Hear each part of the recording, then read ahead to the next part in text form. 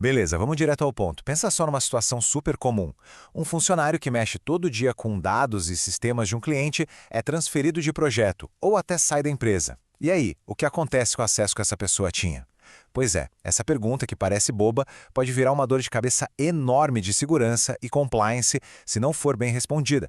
Essa questão parece simples, né? Mas ela é o ponto de partida para uma conversa super importante sobre segurança da informação. Muita gente se preocupa em dar os acessos quando o funcionário chega, no onboarding, mas se esquece que o offboarding, ou seja, a retirada desses acessos, é tão crítico quanto. Uma falha bem aqui pode deixar dados importantes expostos e criar problemas legais bem sérios. Então, para a gente entender isso direitinho, vamos passar por 4 pontos principais. Primeiro, o risco que fica ali escondido quando um acesso não é tirado. Depois, como a LGPD enxerga a responsabilidade dividida entre a empresa e o cliente. A gente vai ver também um protocolo de ação imediata e, para fechar, como se proteger usando os contratos. Olha, não tirar o acesso de um ex-colaborador é basicamente deixar que ele continue com uma chave digital do prédio do cliente. Mesmo que a pessoa não tenha nenhuma má intenção, só o fato daquele acesso existir já é uma brecha, uma vulnerabilidade que está ali só esperando alguém explorar. E aí que a coisa fica séria, porque entra em campo a nossa famosa LGPD, a Lei Geral de Proteção de Dados. O negócio é o seguinte: a partir do momento em que um colaborador de uma empresa acessa ao sistema de um cliente, pronto. A responsabilidade por proteger aqueles dados passa a ser dos dois. Não tem essa de, o problema é do cliente. Não, não. O problema é de todo mundo que está na jogada. E é exatamente por isso que a tal da gestão de acessos é fundamental. Isso não é só uma tarefa técnica para o pessoal de TI resolver, é uma obrigação tanto de segurança quanto legal. A ideia central é garantir que só a pessoa certa tem acesso à informação certa e só pelo tempo que for necessário. Simples assim. Pensa nessa cadeia de responsabilidade. É uma corrente.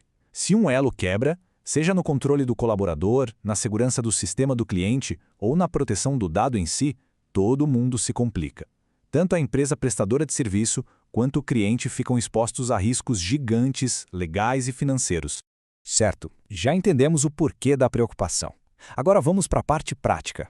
O como? O que precisa ser feito assim que um colaborador troca de função ou sai da empresa? Existe um protocolo, um passo a passo, que toda organização deveria ter na ponta da língua. O primeiro passo, e talvez o mais crucial de todos, é a comunicação. Assim que a mudança acontece, o cliente tem que ser avisado. E esse aviso tem que ser claro, direto ao ponto e profissional, sem drama, sem dar detalhes que não importam. É só o fato e o que precisa ser feito. Tá aqui um modelo básico que funciona, que é uma beleza. A mensagem é reta, profissional e vai direto no que interessa. Avisar da mudança e pedir para revogar os acessos. Não deixar nenhuma margem para interpretação errada. Mas calma, não acabou. Só revogar o acesso não é suficiente. O pulo do gato é ir um passo além. Pedir os registros, os famosos logs de acesso. Por quê?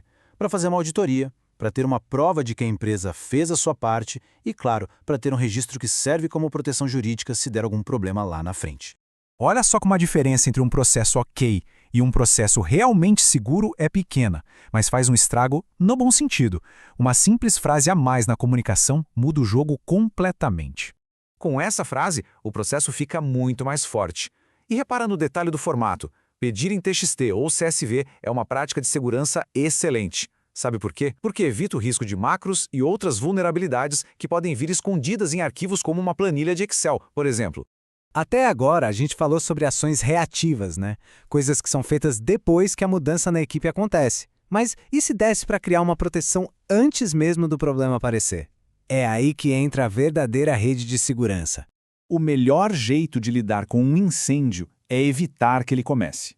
E no mundo dos negócios e do direito, isso quase sempre se traduz em uma coisa: ter tudo muito bem amarrado em contrato antes mesmo do trabalho começar.